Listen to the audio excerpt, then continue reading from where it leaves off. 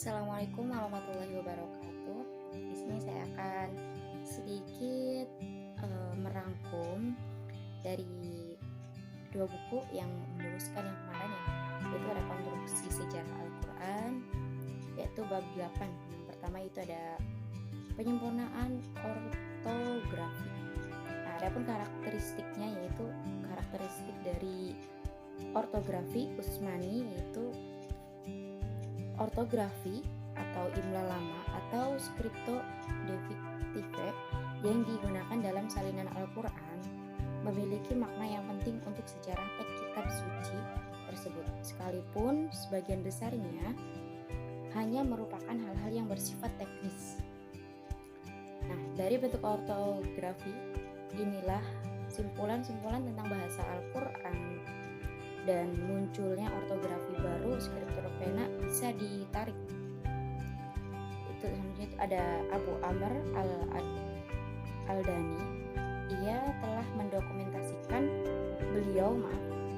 mendokumentasikan karakteristik ortografi Musaf Utsmani dan ditambah juga dengan jumlah beberapa referensi atau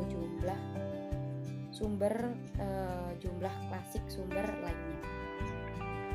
Nah, secara teknis, aksara primitif yang digunakan untuk menyalin Al-Quran ini disebut sebagai scripto defective.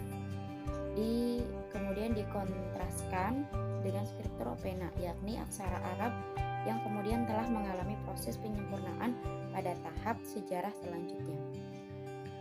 Selanjutnya itu ada latar belakang tentang penyempurnaan ras Al-Quran. Nah, tonggak awal upaya standarisasi teks maupun bacaan Al-Quran yakni karena adanya perbedaan tradisi teks bacaan yang mengarah pada perpecahan politik umat Islam. Namun, lantaran ketidaksempurnaan aksara Arab, langkah tersebut belum dapat mencapai hasil yang dihajatkan. Adapun bentuk scriptio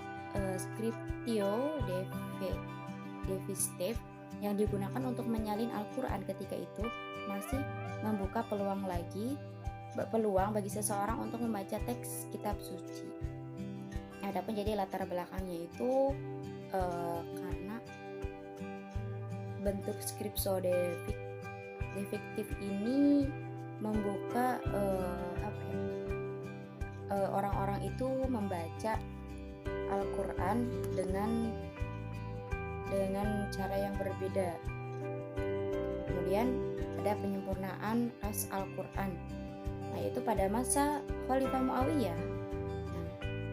Ziyad meminta kepada Abu Aswad Ad-Du'ali, yaitu menyuruh untuk apa? Untuk menciptakan tanda baca untuk Al-Quran. Namun awalnya Ad-Du'ali itu menolak.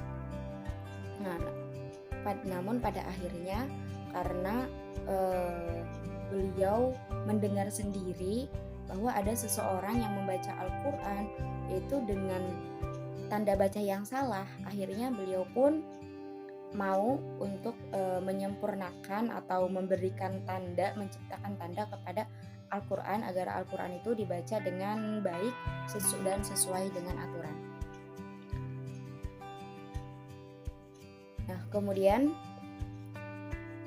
pada Khalifah Abbasiyah tanda itu masih ada, tanda dari Ad-Du'ali itu masih ada, dan kemudian pada kekhalifahan Abbasiyah atau dinasti Abbasiyah itu kemudian disempurnakan tanda bacanya oleh Al-Khalil Ibnu Ahmad, yaitu dengan tanda baca fathah, kasroh, sukun dan lain sebagainya.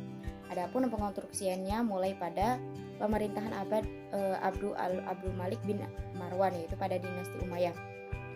Kemudian menugaskan dua ahli bahasa, yaitu Nasr bin Asim dan Yahya ibnu Ya'mur, yaitu memberi titik-titik kepada huruf-huruf hijaiyah seperti nun. Nun itu kan ada titiknya, nah itu disempurnakan pada masa itu. Nun, jim, kho dan lain sebagainya itu masih banyak. Kemudian seiring berjalannya waktu muncul perkembangan ragam tulisan, yaitu seperti yang kita kenal pada saat sekarang, yaitu Kufi dan Naskhi. Selanjutnya buku yang kedua yaitu tentang sejarah, maaf, itu bab 9, buku The History of the Quranic Text, yaitu pertama ada sejarah ilmu tulisan Arab kuno. Nah, di sini ada latar belakang sejarah karakter bahasa Arab. Asal usul karakter bahasa Arab sifatnya masih spekulatif dan tidaklah mengejutkan sama sekali tatkala para orientalis membuat rekayasa tentang teori masalah ini. Nah, di antara misi orientalis ada beberapa yang beranggapan bahwa umat Islam bangsa Arab tidak memiliki sistem tulisan sejak zaman kehidupan Nabi Muhammad. Nah, itu pun kata Profesor Mingana. Nah, adapun Abbott menyimpulkan bahwa skrip Arab yang digunakan di awal permulaan Islam adalah perkembangan tulisan Arab sebelum Islam yang secara langsung merupakan pengaruh dari perkembangan skrip Nabatean yang muncul pada permulaan abad Masehi. Kemudian subnya yaitu ada sub selanjutnya ada studi, dokumentasi dan inskripsi Arab kuno. Nah, yaitu ada garis yang samar antara bahasa Nabatean dan inskripsi Arab. Kemudian ada bahasa Arab kuno memiliki alfabet yang jelas. Kemudian kemunculan beberapa skrip dan masalah penanggulangan mushaf Kufi. Kemudian ada beberapa skrip, yaitu diantaranya ada batu nisan Aswan yaitu ada di Mesir Selatan. Kemudian ada inskripsi dalam skrip Kufi dekat Taif, yaitu sebelah timur kota Mekah.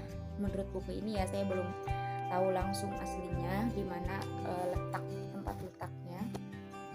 Kemudian Dam Muawiyah atau bendungan, yaitu dekat Taif. Kemudian ada Al-Quran dalam skrip Kufi, yaitu pada tahun 80 Hijriah dan ditemukan di dekat kota Mekah. Dan terakhir yaitu ada satu inskripsi dekat Mekah berdasarkan pada ayat Al-Quran dalam skrip Kufi. Adapun bab 10 yaitu tentang tulisan dan ejaan bahasa Arab. Nah, ini ada tidak jauh beda seperti buku yang pertama saya review, yaitu ada gaya tulisan pada zaman Nabi Muhammad, yaitu ada sama seperti buku yang pertama. Juga ada kajian tentang ortografi, tentang ejaan mushaf. Nah, itu ejaan itu ada sejarahnya gitu, yang misalkan tadinya dibaca yang tadinya hatta gitu kan.